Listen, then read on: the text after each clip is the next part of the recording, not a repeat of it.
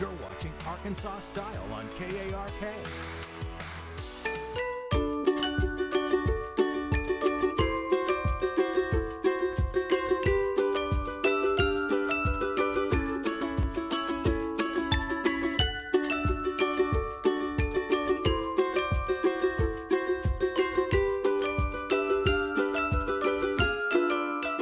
Welcome to another episode of our Joy Corner, where our girl guide Heather Boschke gives us ways to tackle life's major and little challenges.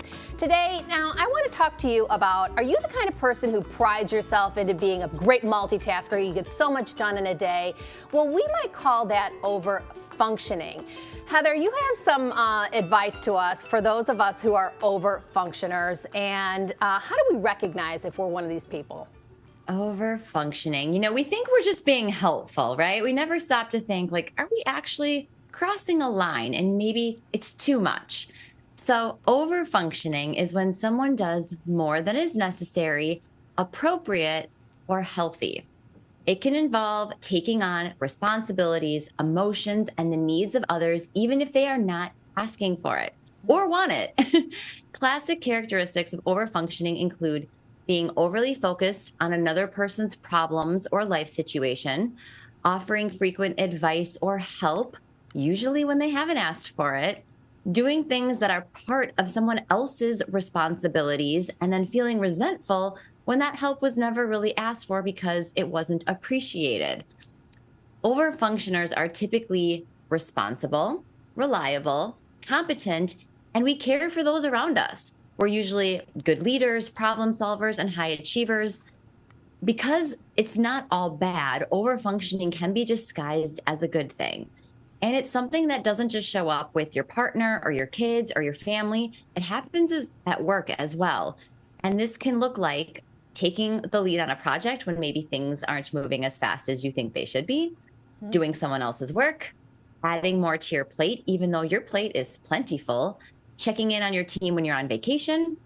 One of the biggest signs of being an overfunctioner is the mentality, if I don't do it, who will? The truth is that productivity is held on a pedestal and often comes at a high cost. And while we are all being so productive, what is the point? What is the end to all this productivity? It can actually be a distraction that prevents us from simply being and enjoying our lives. Dang. What a way to set the table for this topic. Of course, offering your help when it's not wanted can be very detrimental, as an example, and it can also be costly to our mental health and our relationships. In what way? Yes. Okay. Overfunctioning crosses boundaries. It leads to burnout, and it creates an imbalance in relationships where others are depending on us too much. And professionally, it can hinder teams as overfunctioners unintentionally are preventing others from stepping up and growing into the most powerful version of themselves.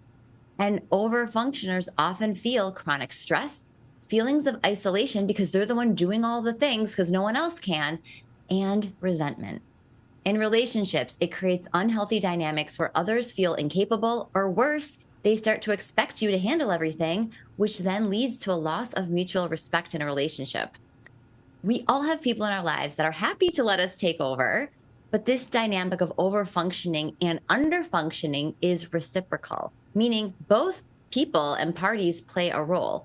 But for most adult relationships, we are looking for a partnership of sorts with our friends, with the partner that we live with. It's a balance of give and take, and overfunctioners are in a constant state of give. And if someone is always giving and someone else is always taking, that is not a healthy relationship.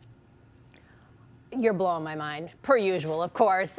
Okay, so we need to help these overfunctioners out there and give them some steps on how to overcome this. Okay, I've got 4, and I am preaching to the choir because I can be an overfunctioner. The first part is awareness is key. Notice when you are taking on too much. You will feel it. You will look at your calendar and it's going to look stacked. You're going to start to feel that feeling rise up in your throat of, I am doing too much. You know this. We have to be honest with ourselves. And then we have to stop and ask ourselves, is this really my responsibility? And then ask yourself, do I really want to be doing this thing For example, the other day I was super annoyed with my husband because he was not scheduling his annual doctor's and dentist appointments. And I said to him, do you just want me to do it? And then I thought about it. I don't want to be scheduling his appointments. And so I kind of let it go. A few weeks later, he came back and said, just so you know, I scheduled my appointments. Thank you. Number 2, shift your perspective by realizing that doing less is not failing. It's actually empowering others and it's protecting your own energy. And remind yourself, if you always do it, they're never going to learn how. Number 3, this is my favorite one. Try under committing. Look at your week and do one less thing. Take something off your calendar. Say you can't attend something that you said you could. You can do that.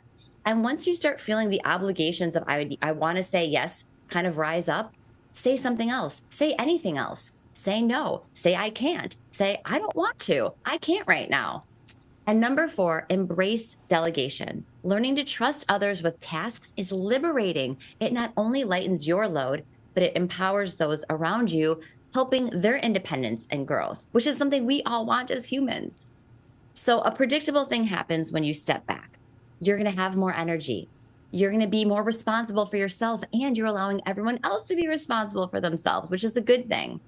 We are not defined by how much we do for others. And when we let go of overfunctioning, we make space for healthier relationships and personal growth.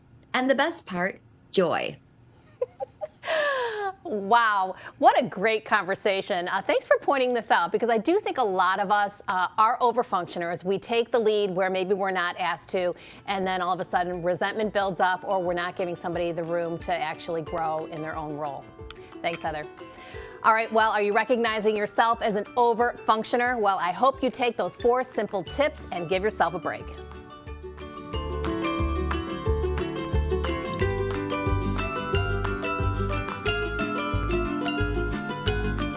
Now stay where you are. When we return, we'll have soulful sounds, sizzling plates, and a festival you'll definitely want on your calendar. We're getting the scoop on this year's Southern Soul and Food Festival. You're watching Arkansas Style.